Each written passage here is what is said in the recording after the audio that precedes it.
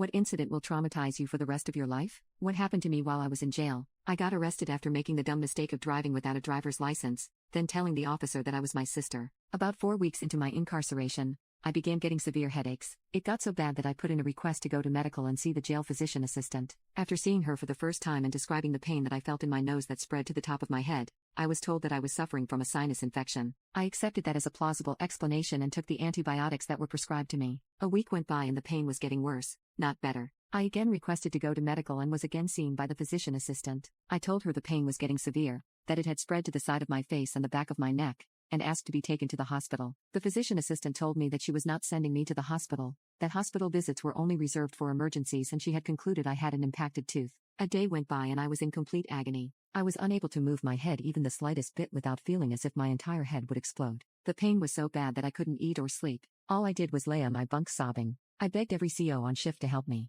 Different sergeants were called in to talk to me and I begged them to send me to the hospital, but was always refused. About 9 days after my headaches began, I developed double vision. I told the nurse that was handing out meds that I had constant double vision. I remember telling her, "There's 2 of you." I was instructed to put in a slip to request to go to medical. A few hours after the double vision began, I was talking to another inmate when she went, "Oh my God, your eyes, they've shifted." I went into my cell and looked into the mirror and was horrified to see that I had gone cross-eyed. I had been calling my mom every day telling her that I knew something was very wrong with me. After seeing that I had gone cross-eyed, I called my mom hysterically, told her I was cross-eyed, and asked her to call the jail and see if she could persuade them to take me to the hospital. Everyone my mom called and spoke to on the phone or talked to in person at the jail would assure her that I was getting adequate medical care. I requested to speak with a sergeant, and after about an hour, one showed up to talk to me. I showed him my eyes, told him my vision was doubled, told him I was in the worst pain of my life, and pleaded with him to send me to the hospital. I told him that I knew something was seriously wrong, that I knew if I wasn't treated soon, I would pass away,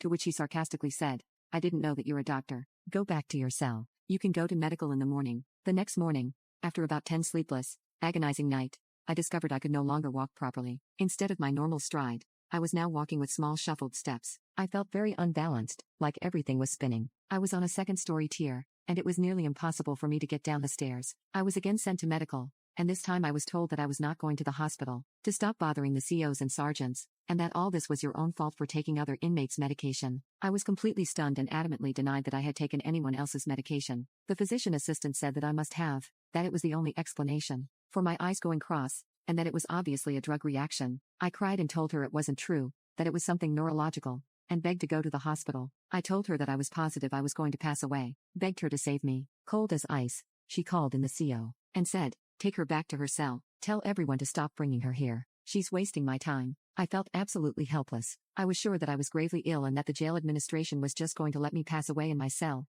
alone and scared. In complete agony, I was moved to the ground floor as a safety precaution and laid on my bunk, basically waiting to either become unconscious or pass away. The other inmates became involved, told staff they had to help me, but were met with deaf ears. About 2 hours later, I remember adjusting my head, and I immediately felt the pain in my head and neck. That caused me to start screaming uncontrollably. It felt like my brain was too big for my head and my head would explode. The sergeant on duty was called, and when he came to my cell, I recalled saying, "Please, you have to help me. I'm a human being. I'm only 26 years old. Please don't let me pass away in here." I was overwhelmed with joy and gratitude when he replied, "Okay, get your shoes on. We'll get you checked out." I sobbed uncontrollably and just kept thanking him. He had to keep his arm around me to help me walk up the hall. We got to the end of the hall, and he stopped to open a side door and let me in. We entered a room with a desk, 2 cells, and a shower. He opened the cell door to one of the cells and set me down on a wood bench. He left, shutting the door behind him. I asked him, "When am I going to the hospital?" To which he replied, "You're not. We can't have you screaming like that,